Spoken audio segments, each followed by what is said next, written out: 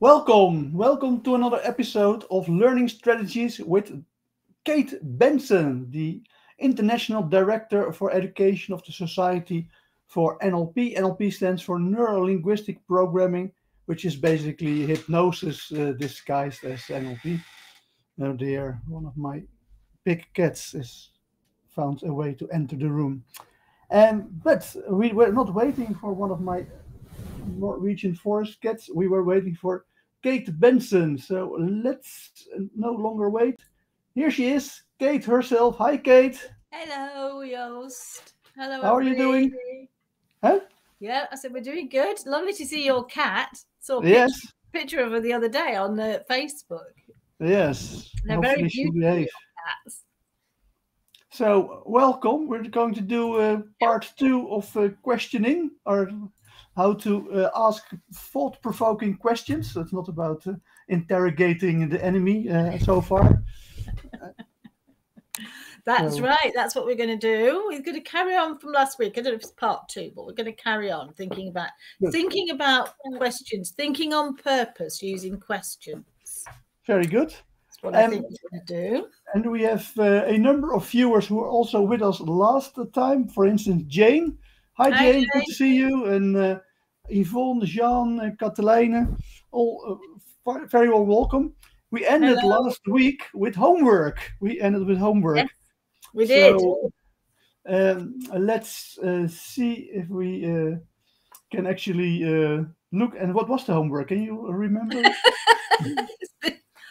Home play. We don't do work. It's home play.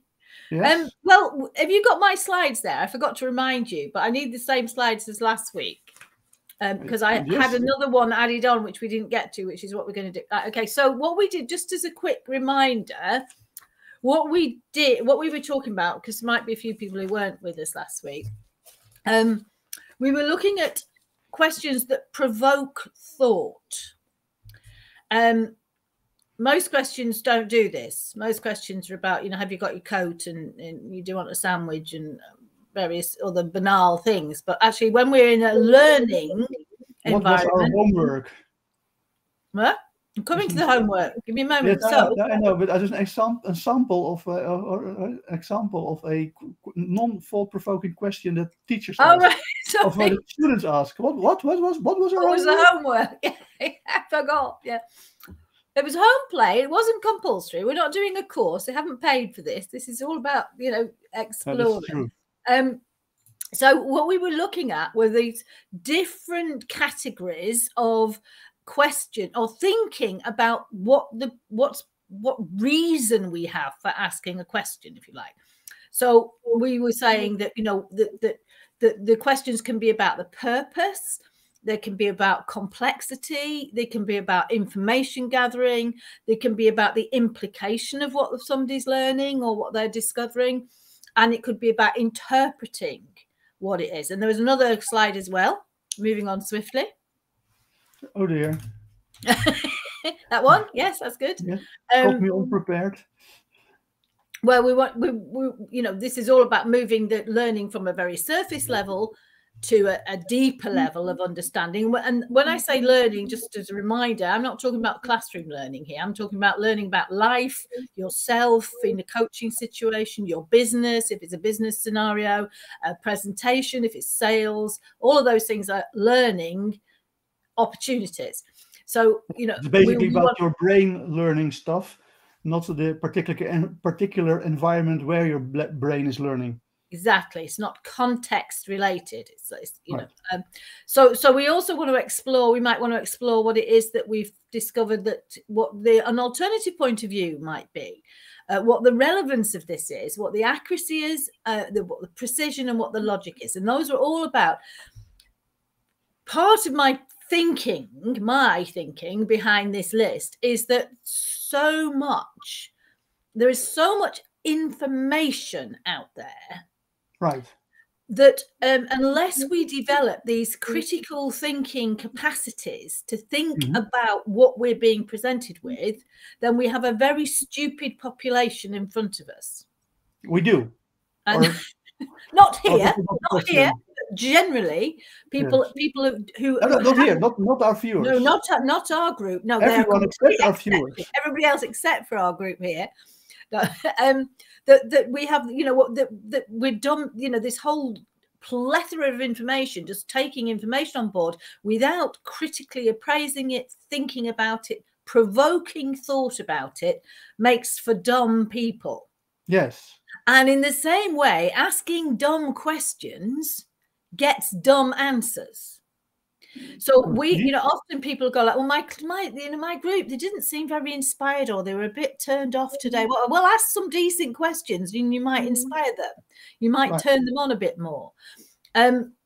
So what the home play was to have a look at these and to come up with some examples of these different types of questions, or questions you could ask that provoke thought. So I don't know has anybody given us any? Have they done their homework? Because it was their request to do the home play, if I remember rightly.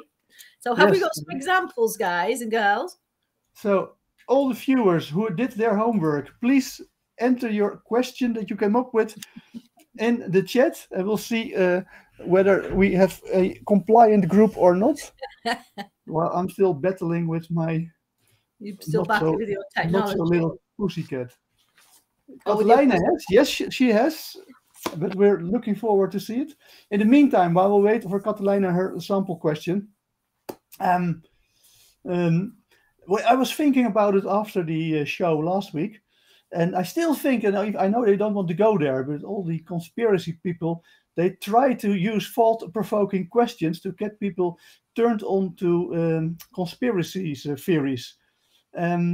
How can we, and I think that is a dumb way to use them, but they might be quite effective. How do we make distinctions between your thought-provoking questions and what I more see as rhetorical thought-provoking questions, where you already know what you want the person to answer the question to think? So it's not, so I think if I take, and correct me if I'm wrong, you create questions and you are genuinely interested in the answer that people are going to give, and you want them to surprise you. It's not that you already have the answer in your head. You want to be surprised by the answer. Whereas, of course, the conspiracy people, they already know the answer. They just want to provoke you in giving you their answer. Yeah, I don't. I think when it comes down to it, if people develop critical thinking strategies, processes, whatever you want to call them, then challenging through questions becomes an alternative strategy. So if you're being asked questions that are designed to close down your thinking, and point you as to one specific and only one specific answer, right? And those are essentially rhetorical questions, aren't they? Exactly. I mean, yes. Not in the classic sense, but that's effectively what they're doing. So your job is then to ask the other question that does that, right? So I think that we can combat brainwashing. Let's put it this way. Let's move away from the idea of conspiracy theories. There are a lot of people out there in a number of different ways, not always conspiracy. It might include conspiracy theories, but they might be trying to sell you something. They might be trying to sell their particular type of double glazing, or their particular course, NLP. They use closed questions. They ask questions. Wouldn't you like to have a much better life? Yes. Exactly, a more efficient so my life. answer to that, when somebody says, "Wouldn't you like to have a better life?" They're designed, they're yes set questions, either yes set or closed set questions, and they're designed to point your thinking in a particular direction. Exactly. So the answer to that is to open it up, and so the question to ask is, well, what constitutes a happier life? Oh, I would just say no. I'm not even better than this. Oh no, that's just too much. I've often done that I often do that with Jehovah's Witnesses when they come around. That's my strategy with Jehovah's, because Jehovah's Witnesses come around and they do this. I'm sorry, I'm apologizing. Maybe we have Jehovah's Witnesses, but people who want to sell their religion to you when they come to the door. But those are not conspiracy theorists. No, they're not. But I'm talking about, they're all people who are trying to get you to believe they're conspiracy theories. theorists want you to believe their conspiracy. It's the same thing. It's that out there are people who want us to believe their model of reality, whatever it is. It may be valid, but we need to question it ourselves to determine whether it is. So somebody knocks on your door and wants to sell their version of their imaginary best friend in terms of their God, and they come to the door and they go, don't you think that the world is a terrible place and we're in a terrible mess? And I go, no, actually, I'm having really quite a good time, and this lovely thing happened to me yesterday. And then I sort of buoyantly, gush happiness at them. Right. They don't really know what to do. It's quite funny, really. And it's done in a really positive way, because my aim, what I really try to do, is try to make them feel good about themselves. Right. They don't know what to do with somebody who's trying to. And when I lived on a farm, one of the things I used to do is I grew, as you know, my hobby is vegetables. I grow vegetables, not people vegetables, real vegetables. Right. And what I used to do I lived up this track miles from anywhere, and these very intrepid people would trek up half a mile up my track to try and sell me their version of their imaginary friend. And I used to give them vegetables. So the first time I just picked some vegetables, I said, oh, look here, I've got lots of these, please take them. And they said, oh, no, we don't. No, really, I'd really like you to have them. So the next time when they came, I go like, oh, I've got potatoes today. And they would say, but we really didn't come for the potatoes. Oh, I know you didn't come for the potatoes, but take them anyway. And I have a completely different strategy. They were too embarrassed to keep taking my vegetables. Well, they only come once at my home. I answer their question about their religion as follows. I say, well, I think it's a great time that you found me, because I feel that I'm on this crossroad in my life. And at the one hand, I feel I'm drawn to something very dark and nasty. On the other hand, I have the aspiration that I could be something like truth or light or love. And so they actually think that they are finally, after years and years of nagging people at their doors, they finally found someone about to be converted. And then, of course, I start to ask very difficult questions about their religion. And then they don't like me anymore. So give me an example of a very difficult question you'd ask about religion. Okay, so here's the question. So we have the 10 commands, right? And my question is, are the 10 commands right because God ordered them? Or did God order them because the 10 commands are right? Fantastic. So in terms of my list of 10 points, what category does that question come under? Alternative viewpoints? Well, maybe, but isn't it more about precision or accuracy? I don't know. Or well, I mean, they're never going to fit in one or other. It's not like, oh, that's one of these.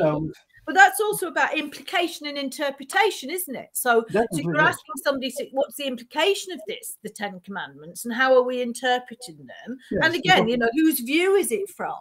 So that's a great question. And it shows how good questions combat stupid thinking or poor thinking. But they all say the same. They all say, oh, no, God commands them because they are right. And I said, okay, fantastic. So separated from God, you have the good. So I can just study the good and I don't need God, because God can study the good as well and I can study it. Fantastic, thank you. And then they go, oh, no, that's not right. And then they switch positions and they go, no, they're right because God commanded them. And then I say, oh, but if God commanded us to walk around with funny hats and a clown's nose, then that would be right. And they go, no, that sounds too arbitrary. And then they leave. Okay, have we got some questions? Have we got some? Yes, we've got a question for Catalina. I'm not sure I understand. When I ask my daughter of 9, have you taken your medication? Her answer is probably it's World War III. Oh, does she mean that, like, if she asks her to take, her daughter doesn't want to take a medication? Is that what I guess that is the trick of her daughter is using to make sure that she doesn't have to take her medication because it is World War III. Oh, because it's so she doesn't have to take a medication because World War III's broken out. Yes. I'm not sure. I'm just trying to figure it out. But maybe Catalina can enlighten us. Maybe we could have a little bit more information so we understand. Yes. We understand a bit. Oh, okay. So we've got. Oh, read this to me then. Yes, I'm going to translate. So Yvonne says, I am discovering that whenever I'm asking questions to get certainty about a certain situation, and don't ask the questions yet that are thought-provoking. I do the latter if I'm coaching, then I do it, and then I'll do it consciously. So she does use thought-provoking questions in when she coaches people, but she doesn't use it to get more certainty about certain situations. Okay. You see, one of the issues I've got here with these questions is, I come back to my sort of teaching excellence view here, is to who are we asking the questions for? Who wants the certainty? Right. So in a coaching situation, are we wanting the coach, i.e. us, to have the certainty? I think it was outside of coaching for the certainty. Pardon? Say that again? I think her quest for certainty was outside of the coaching context. Okay, what was the context then?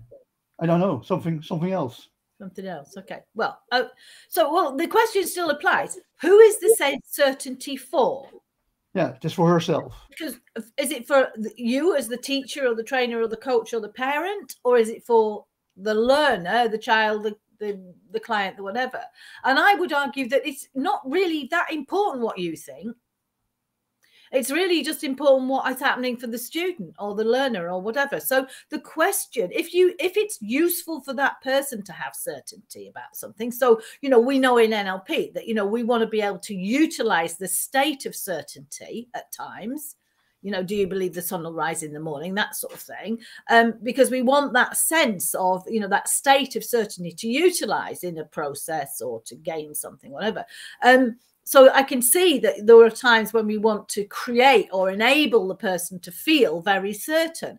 But in learning, certainty closes down learning. So as soon as I go, yeah, okay, yeah, I know that, Joost. Yeah, I'm done. Shutters come down, yeah? Yes. I go, yeah, I know exactly what you're saying. I know what you mean. I've got my sense of certainty. Move on. I'm finished. So we don't really want certainty in learning. What we want is curiosity about more. So is this, and we want to be challenging that sense of certainty. Is this absolutely true? Is there more complexity to this? Is there more information to be gained? If I get more information, will I learn even more? What's the implication of this? So we want those, how precise am I being? We want that sense of uncertainty sort of coupled with excitement to make the learning generative. Does that make sense? So certainty has its value, but in a learning environment, we want, why do we go back to watch a soap opera on the next episode? We don't go like, oh, it's all done and everybody's happy and they've all gone away. And we have a sense of certainty and completion and closure. We don't go back. We go back because it goes doof, doof, doof, doof, and there's a cliffhanger. So we go back waiting for next week. And so, holding up, another way of thinking about these thought-provoking questions is to hanging up a cliffhanger. So they're going like, oh, so what's next? Where else? Right. And I wanted to, one of the things I was going to talk about this later, but I'll talk about it now because it's quite, I think it's quite relevant to this. Unless we've got any more, before I do, have we got any more questions? Yes, lots. Okay, let's see what they've got. Let's give them. At least, okay, now I understand, Catalina, the remark. So this was the old way, the previous remark about asking her child whether she had taken the medicine was the old way, but now she learned a new trick after watching this. Of watching the previous show. So after the last session, I tried how are you feeling? Meaning you look terrible, you should take your medication.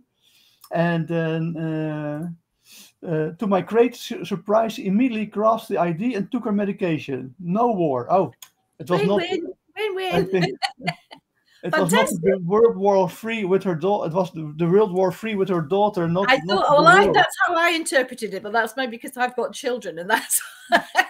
I got World War III on my hands, the real one. Yeah, you were very literal. You were thinking that she won't take a medication because World War III. But no, I get that. Thank you very much. Thank you very much. That's absolutely right. So what you did was you sent her inside her own brain to think about how she's feeling. she probably went inside and thought, oh, I don't feel very well. And how do I feel better? Well, I take my medication. So she'd gone from being forced into by mummy to, this is what you need to do, to thinking about what the best thing for her was. And when she did that, she took a medication. So that's a lovely example of when you open up people's thinking and the choices, they quite often go in exactly the direction you want them to go, but without the fuss. Good. Then we have Jane with alternative view. If you were Gandhi, what would he think, do, etc.? Lovely. That's a really nice one. And of course, we utilize that in deep trance identification sometimes in NLP to a greater extent, but you don't have to do it to that degree. We spend half a day learning DTI, but actually just asking the question, especially of young people, because their imaginations haven't been closed down as much. Oh dear, we lost Kate. Hopefully she will be coming back in a moment. Kate Benson joined.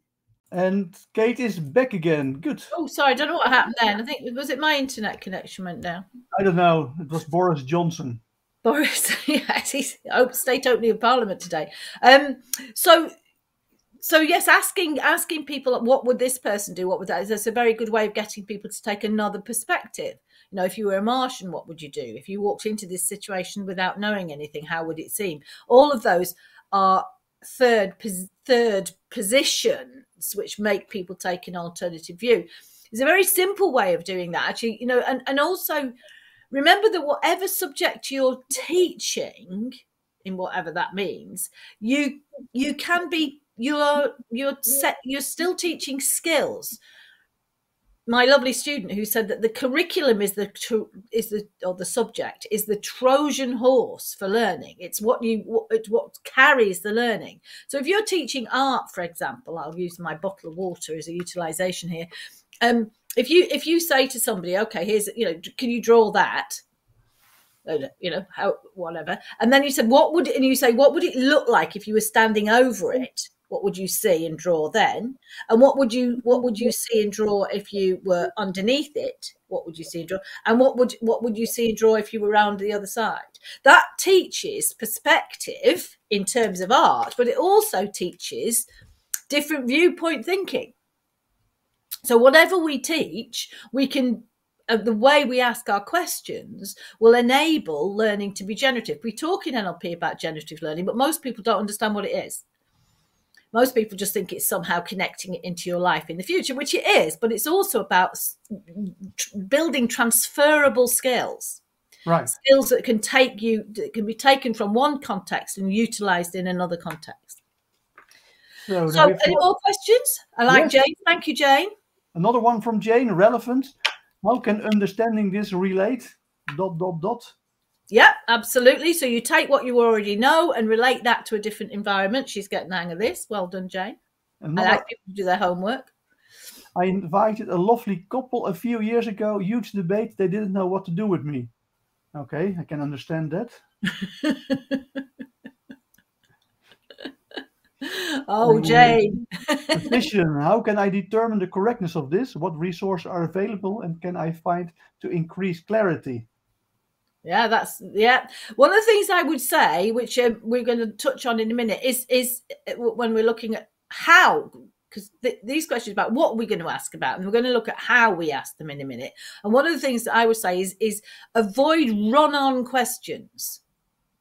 What are those? Well, they're questions like this. So how can I determine the correctness of this? That's a good question. The second question, what resources are available for me to do this? And how can I increase clarity? The three questions are there. Where we link them together, people's brain goes, ugh. Okay. And quite often people use that as you'll hear professors wanting to be very professing do this, where they put 3 or 4 questions together in a huge parcel, which is, again, more about their status as how smart they are, rather than actually getting their students to think about what they're doing. They are very smart. Well, they like people to think that they're very smart. So be careful with that, Jane. They're all good, but ask them independently and separately. Yes, make them 3 questions rather than 1. Yeah. And the final remark from Yvonne, she was more inclined to let us know that she's becoming more conscious of why she's asking questions. That's what she wants to let us know. Brilliant. Well, that's fantastic. Yeah, that's wonderful, Yvonne. That's exactly what the outcome we would like. It's brilliant. Oh, and the couple that visited Jane was actually a Jehovah thingy. So now we are clear of all the remarks, but keep them coming. If you have other questions, if you have example questions, or if you have real questions, or if you want to provoke thoughts in either Kate or me, just put them into the chat and then we'll handle them. We love interaction. Kate even wants to see you. I'm not so sure about that, but I miss being able to see you all. I like it when I can see you. Well, I have two people. But never mind. Yours just decided that this appeals to a younger set, and we need to stop appealing to old fogies and start appealing to young people who are interested in NLP and learning. So how long do you want to continue doing this, Kate? How long do you want to continue? How long do you want to continue putting out teaching excellence in the world? Oh, quite a while. Exactly. So, like, say 30 or 40 years more, and so we need the next generations as well. Yes, I know. I bought in. That's why I'm here, Joost. I bought into your your view of reality in this instance, and said I would happily participate, which I'm doing. So let's have a look at that next slide, one we haven't seen before, because that was just a recap of last week. And we want to make sure we introduce some new content. Good. The recap only took half as much time as the original. Yeah, but it was an extension. It wasn't merely a recap; it was an extension because our students did lovely things with it. So those 10 categories are about what we're going to ask questions about. So thinking about what are we going to ask questions about? We've got those 10 categories, and then how are we going to ask them? How are we going to ask those questions, or how are we going to frame the questions? So we've already said that they need to be purposeful. So what I mean by purposeful, so in this case, from your point of view. 1 second, Kate. Jane is suggesting that we move to TikTok next. No, so actually, I am already looking into that. No worries. We'll get Kate on TikTok. But the TikTok you have about 30 seconds to show you have to dance. Something. It's like bing. I don't think I can ever do that. My work is way too complex for TikTok. And you have to dance while doing it. I have to do what? Dance. Oh yeah, I have to dance. I don't mind that bit as well. I don't mind that bit. So when I said we've used the word purposeful before on the list, but actually in purposeful in this thing is what is your intention? I mean, I could probably change this. Probably better word to use actually would be intentional. So what is your intention in asking this question? So once we determine our intention, and then we make sure, oops. Oh, it's going to change it. Thank you. Look at that. Real-time change. Growth in real time. I don't think intentionful is an English word. It's intentional, I would say. Intentional. I like intentionful, though it's quite nice. Full of intention is nice. Intentional, yes. Intentional. And clear and limited in its scope. What I mean by that is that if we go, if we ask a hugely expansive question, then what's the meaning of life? What's the meaning of life? Yeah, it's just too big a start. We're not on a quest there. That's a very philosophical question. You could sit and contemplate your navel for a long time over it, but it wouldn't necessarily enable somebody to go through the learning process. In fact, there's a great story about that question. There's a philosophy professor who was going to do a course on the meaning of life, and then he entered the room, and there were hundreds of students, and he said, there must have been a mistake because I meant we're going to discuss about the meaning of the word life. The word life. Yes, it was the meaning of life in quotes. It was we're going to discuss the word life. We're not going to discuss the meaning. So that's very clear and limited in scope. We're only going to discuss the meaning of the word life.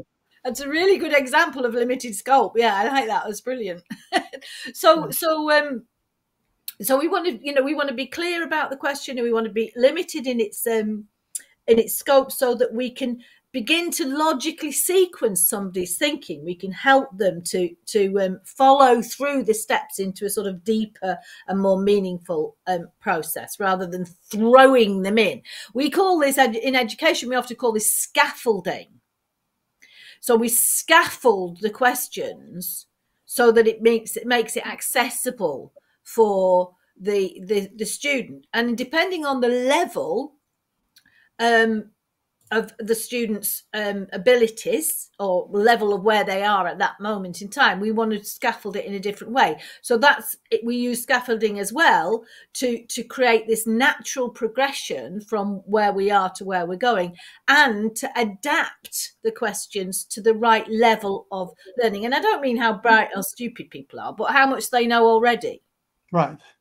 And so you then go, and if you have a group of people, you then go by the lowest level of expertise that is already in the group? Not necessarily. I think that's a really important thing, is that, and that's the thing that I see in NLP trainers, which drives me nuts. Yes, well, I do it as well, so that's why I'm asking. Because, all it does is bore the pants off the people who've already at a higher level, because we're always going, no, we have to start here. This is what I hear so often. It's such lazy teaching, because we go like, okay, so I've got some beginners, and I've got some, medium people, some people have done a little bit, and I've got some quite advanced people. So I've got to start at the bottom for all of those. And actually, that's not necessarily the case. If you're going to do that, get those other people who are more skilled to teach them, because that enhances their learning. Right. Like we were talking about the other week about reading. Did we talk? That was here, wasn't we? We were saying, if you get somebody to teach something else and they're just a little bit further ahead, they learn a lot. That happens. But if they're a long way ahead, nothing happens. But also mix the questions. So you're asking different levels of scaffolding. So, for example, if you're in a group, I say let's take something really obvious, like we're cooking. So we're teaching a skill. We're teaching cooking, something skill. And we're in a kitchen. Cook a souffle, because I'm going to cook a souffle. A souffle. Okay, a souffle. That's a good example. I have no idea. I can't remember the last time I made a souffle, but let's do souffle. So we're going to make a souffle. So I can do this in a number of, I can show you that I can say, let's start with the sort of, let's start the other end. So let's say we have somebody who absolutely knows absolutely nothing or very, very little about cooking. Right. And we say, we're going to make a souffle. And let's assume they know what a souffle is, because otherwise it's a bit difficult. But let's assume they know what a souffle. And you say, which of these two pans do you think is going to be best to use for a souffle? And one of them is a deep pan, and the other is a frying pan. Right. So that's one level question. So if I show you those, Joost, you're going to make a souffle. Which of these two pans is best? I go for the deep pan, but I prefer actually to have a stone. Okay, we'll get to that. Okay, we get to that. Yeah. Okay, all right. Yeah, you like a nice stone. You want a casserole. It has to go into the oven. Yes. Okay. So, all right. Let's say dish then. Which of these two dishes would you use? Right. This one is a deep dish, and this one is a wide flat dish. Yes, the deep dish. Okay. So that's really easy. By the way, a brilliant DJ pair. DJ. They're called deep dish. Deep dish. Okay. Can't help it. I choose deep dish. So that's an example of a highly scaffolded question. Right. I've limited the scope very clearly, and I've narrowed the scope right down. But then say you've already made so then the next level is I could show you a kitchen. I say, here's the kitchen you're going to make a souffle in. Which implements in this kitchen are you going to be using to make a souffle? I don't know how they are called in English, but the one that you steer things with, a whisk. Yeah. So you want a deep dish, because you've already said that. You want a whisk. Yes, a whisk. A whisk and a cheese grater. Okay. So So now you also ask, in a way, because we're using our imagination here, we're actually asking the next level of the question, which is, I don't show you a kitchen, but I ask you, what dishes do you think you're going to need to make a souffle? Right. So the first one, I limit the choice. The second one, I limit the choice less. And the third one, it's like that. So that's an example of how it scaffolds and how you also have that natural progression in questions, and you're adapting to the right level. Now, if you're in a situation where you've got mixed ability, mixed levels, which we quite often have, then we have to differentiate within that classroom. So the way we do that is to ask a range of different questions, so that the student who needs to be asked the level, let's call it for a better example, level 1 question, which is which pan to use, right, won't be able to answer the higher level question. But if I ask the higher level question, somebody else will answer that and say, well, I want a whisk and a dish and a cheese grater. Right. So then you can turn to the other person who says, okay, so Yost says he needs a dish, a cheese grater and a whisk. What do you think he needs the dish for?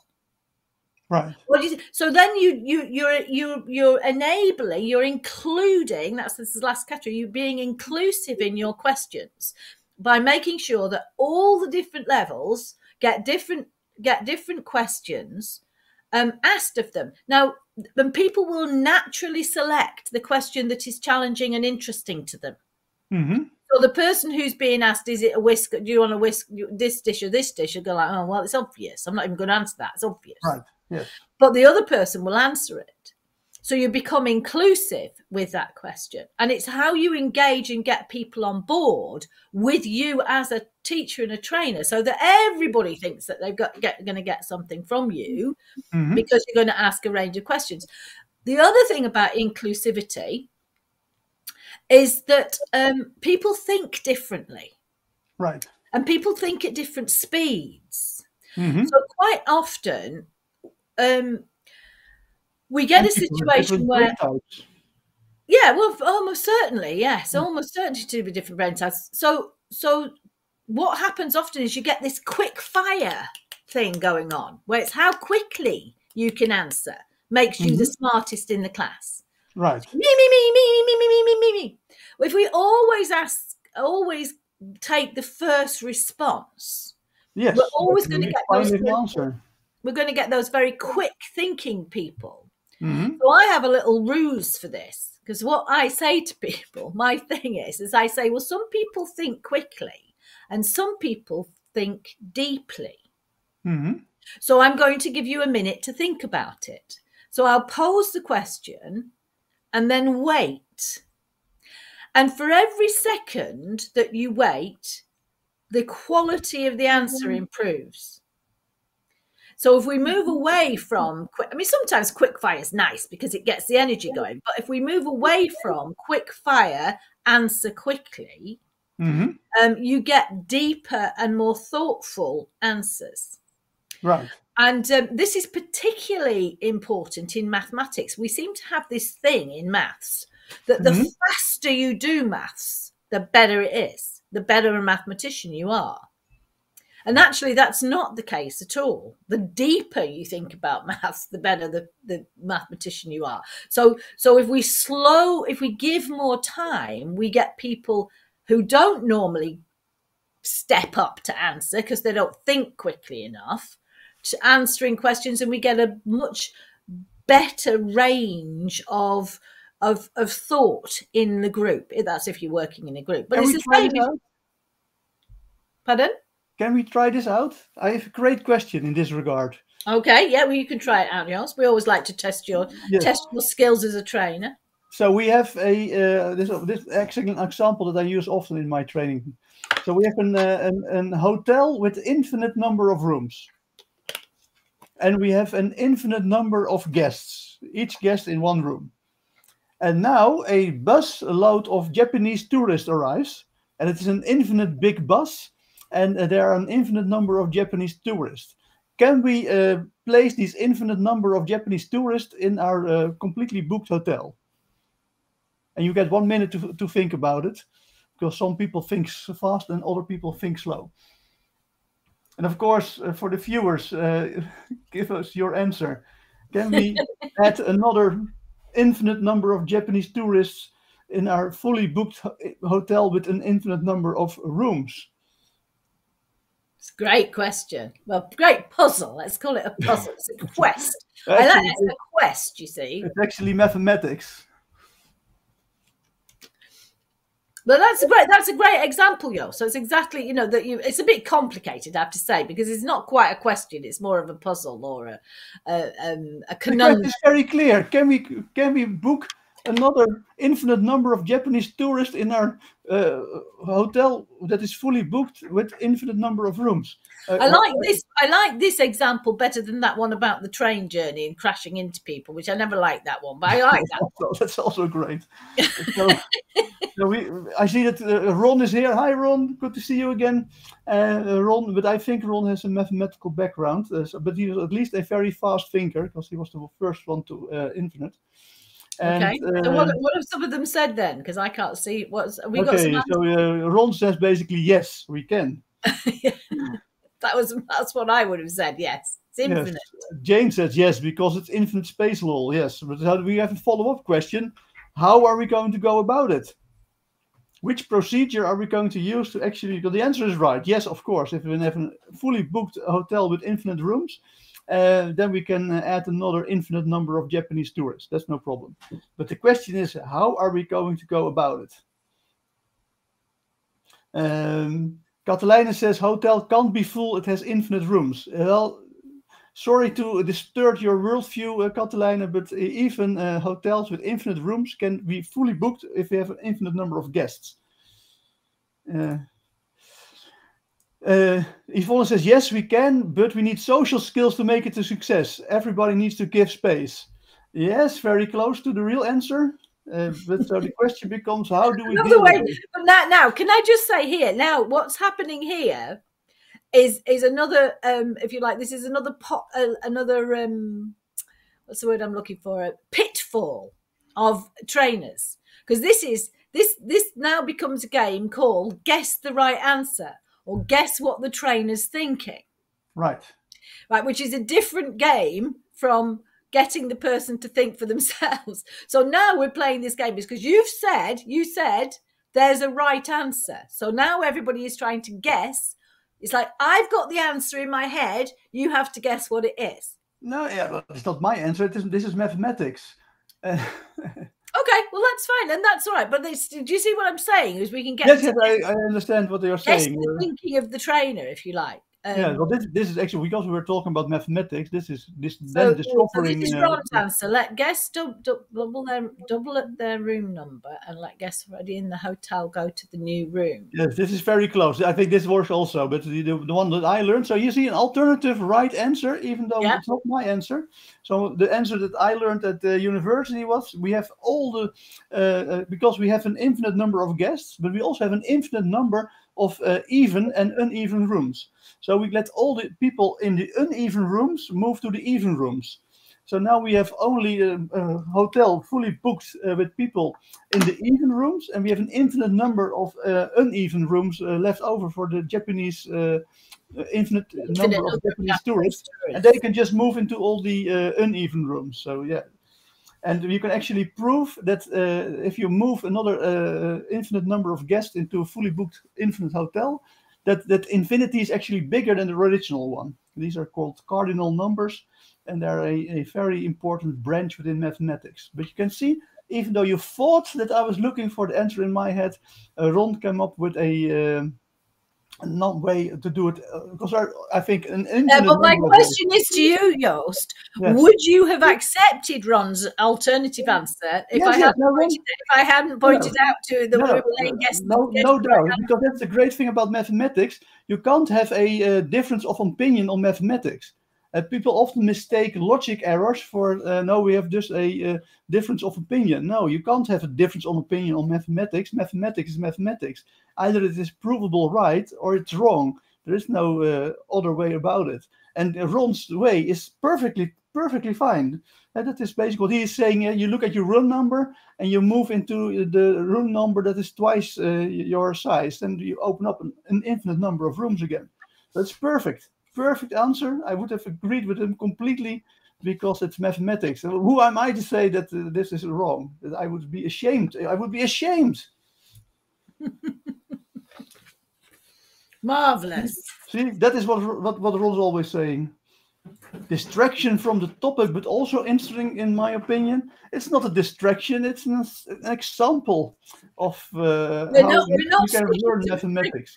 Yes, it's a very good example, and since all we really have is a title to these things, Jane, so we can't really deviate because we haven't decided exactly what the outcome's going to be in the first place. No, we can deviate. Don't get me going. Ron is a mathematician, so that's why Ron got the right answer. Yes. Well done. One of the right answers. So I'm going to give you some examples of these just before we finish with this slide, because just so that people can have some sense of it. So if we want it to be intentional, we could say, how does this connect to what you've done before? We could ask, can you use this how would you use this information that you've discovered? If we want to ask,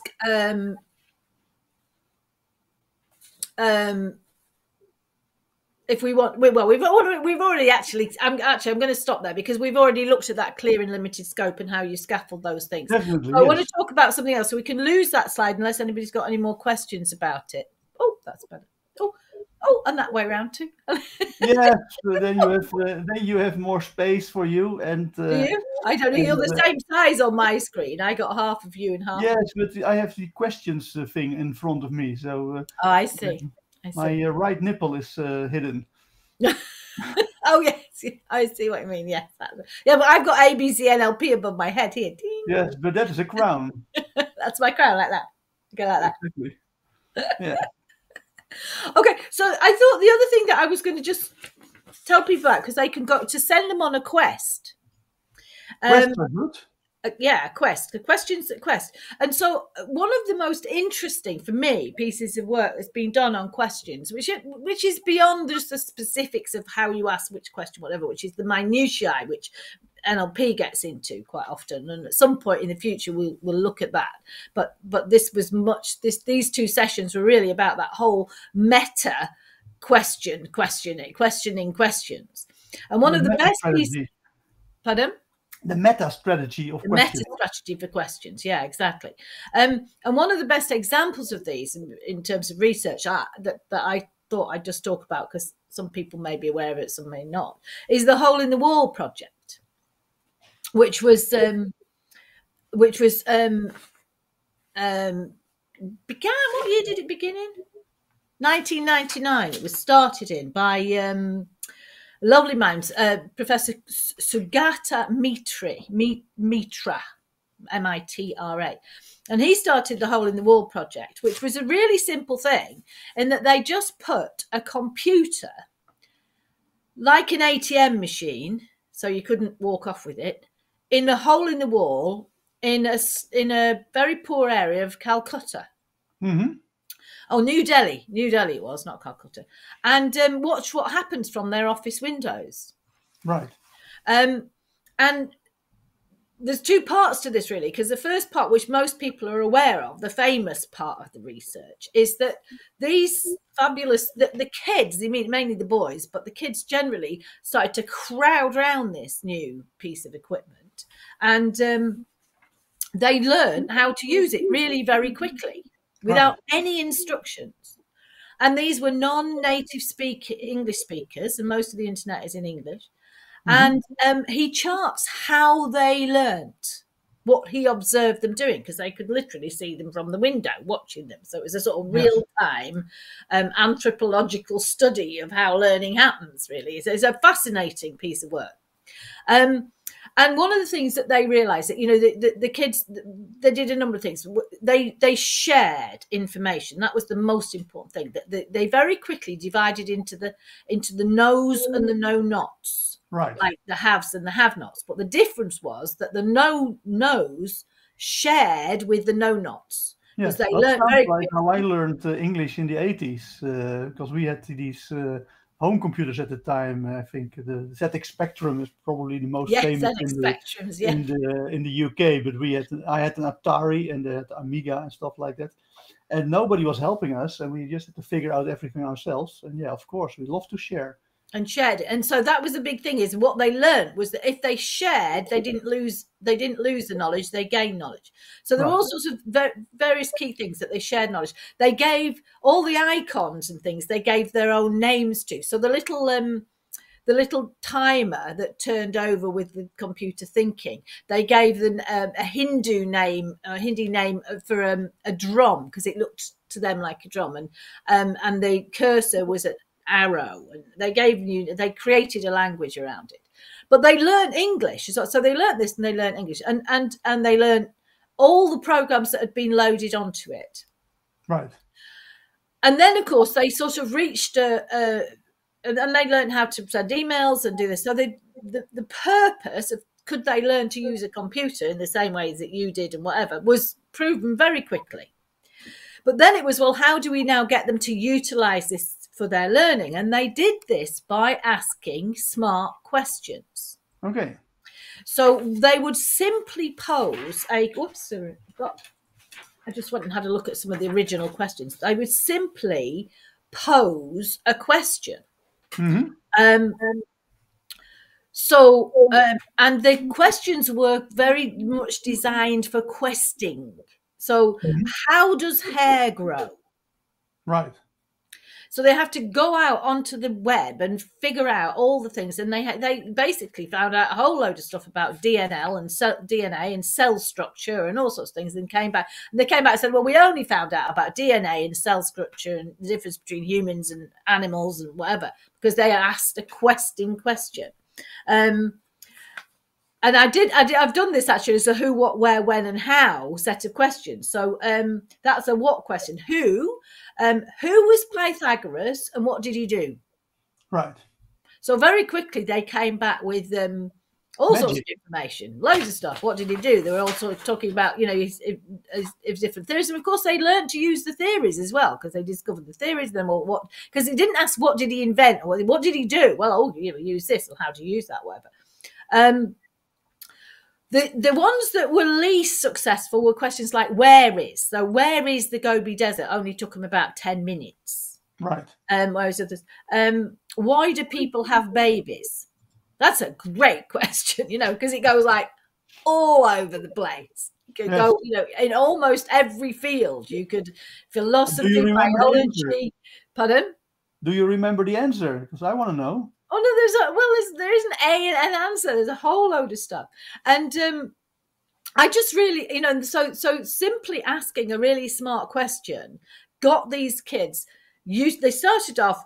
Could they teach people to use computers without teaching them? And he coined this other remote EMI or something, which is the sort of learning he talked about. But everybody still calls it hole in the wall, which is a much like because it great name. Yeah, that's right. And well, it's not a trademark. He doesn't like using that one, but everybody else continues to use that. And then the other, and so so the whole asking really clever questions became a route to learning, and a really easy for teachers. You ask a good question, you start working. Because the students go, oh, well, off we go, Yes. And the other interesting thing, which I couldn't find a quote for today, but I have read about previously, is that when they then rolled this out into other places in India and across the world, and they got people connecting in different ways with different holes in the walls. But one of the other things that they found made a huge difference was grandmas. Right. So actually, if grandmas ask the question, so grandmas are particularly good, not all grandmas, but the sort of notion of grandmas are particularly good at asking like the really questing question. And what they also did was that they were very effusive with their praise. And what do you mean effusive? They were very abundant with their praise. Yes. that's as to the how ABC well the model. children were doing. So, you know, the teacher will go, well, ask the question. Well, very good. Yes, you get 10 out of 10 for that. But grandmas would go, well, aren't you a clever thing? Fancy that. I never thought of that. Well, how interesting that. Well, what about if we did this? Right. So that was that sort of questing, curiosity thing that grandma brings with lots of love. Yeah, so there are very positive consequences for finding the answer in Massively learning. positive consequences and lots of praise and also and then followed up by even more interesting things to find out. Right. So that whole hooray for ABC. It's on your head for something. And the thing that I really liked that he said that that Sugata Mitra said, which was quite a recent quote, is he said that we have to move away. Currently, education is based on a just-in-case model. Mm-hmm. So I'm going to teach you quadratic equations just in case at some time in the future you need to use them. Right. And that's basically what our education system is based on. That was the reason why I started talking about infinity. I thought, in the case that you're running an infinite big hotel, just exactly. In the case, you should know that you never. There's an answer to this. So never reject an infinite number of Japanese tourists. You can make money out of this. That's right. And what he talks about is just in time learning. So you learn something when you need to utilize it. And of course, this actually looks, sorry, if you can hear my dog barking, and he's just decided to go absolutely berserk downstairs. No, I would be upset about the learning about that there are different sizes of infinity as well. Yes, yeah, that's right. Well, I know that's what I've learned today, the different sizes of infinity. Yes. So he talks about this. And of course, actually, that goes back all the way back to the 80s when Carl Rogers wrote about freedom to learn in the 80s. And that was his premise, was he didn't call it just in time, but he talked about learning when the necessity for learning came up rather than when somebody decided you were 12 and you needed to be able to do this now. Yeah. So that was the whole sort of package for today. In terms of question. Yes. Do you also feel that this the just-in-time learning goes for learning to play instruments? Because we know that teenagers hate to be forced to learn to learn to play an instrument, but they love it when they're 30s, in their 30s, if they have been forced by their parents as a teenager. So. I think there are some things.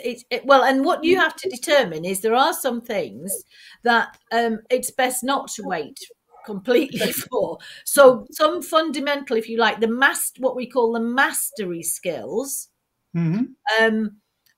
reading, writing, arithmetic, 3 R's, being able to read, being able to write, being able to add up and subtract and whatever, are mastery skills. They're not high-level functioning skills, they're mastery skills, but they're building blocks. So there are some building blocks that are best put in place. Also, music would be one of the building blocks. And it could well be one of the building blocks. Because the other thing that we know is actually mathematics and music go really well together. People who are good at maths are quite often good at music and vice versa. So it's quite good for a number of different reasons. And you learn all sorts about wonderful things like sacred geometry from it as well. So that's, so there are some things that we should have there as building blocks. But the building blocks are also about critical thinking, which is what we've been talking about, critical thinking skills, thinking on purpose skills, which are also building blocks, and creativity skills. So music, again, is a creative, you need to know the sort of 50-foot spaces where you put your fingers on the guitar or where you put your fingers on the keyboard, in order to sort of unleash the creativity. And actually, when we wrote Teaching Excellence, which is about building blocks primarily, right? But Teaching Excellence is about building blocks. When we wrote that, it was quite interesting because we got into a very interesting debate with Ken Robinson, who sadly passed away recently. But Ken Robinson wrote, what was the name of his book? I can't remember it. The Essence. Is that right? Something like The Essence? I don't know. Anyway, he proposed that, schools should all be about creativity and whatever. And he didn't like our book because, because he said it was too regimented in the way it was, in that we said children and people needed to learn these skills. He said it was too regimented, it should all be freedom. My argument is you can only be that free about learning if you've already got those building blocks in place and you've had the privilege of a decent education. Exactly. So for me, everybody needs the privilege of a decent education, however that is, first, and then, and has those building blocks for learning in later life. Jane is referring to something you said some time ago that feels more relevant, perhaps, and perhaps will help retention, etc. But I'm not sure what she's referring to or what will help, but it might very well be just-in-time learning. Might be, yeah, probably, I think. Yes, probably. Yes. Yeah, that makes sense. Good. Any other questions before we finish? Yes. I'd like to see what my dog's done. We are getting at the hour, so this is your final and last call for questions. Fortunately, no homework for next week. Although we're having no class next week. Oh yeah, that's very important to say. Yes, good point. So for the next 2 weeks, Kate is going to abandon us. Yes, sorry, folks. Other things to do in the diary. I also have something to do, maybe an NLP Magic course in Dutch. So there will be no learning strategies for 2 weeks. Oh no! But we will be back at that will be May 31st. In 3 weeks. Perfect. So Ron, the mathematical genius, says, thanks, Kate and Joost. Thank you for being here, Ron. And now, hopefully everybody else is also very happy with us, but no more questions. So we're done for today. Thank you very much. Bye, bye, bye. Bye. Thank you very much. Thanks, folks. Have a good time. You too, Yvonne. Bye, bye, bye. Bye, Yvonne. Bye, everybody. Take care. See you soon.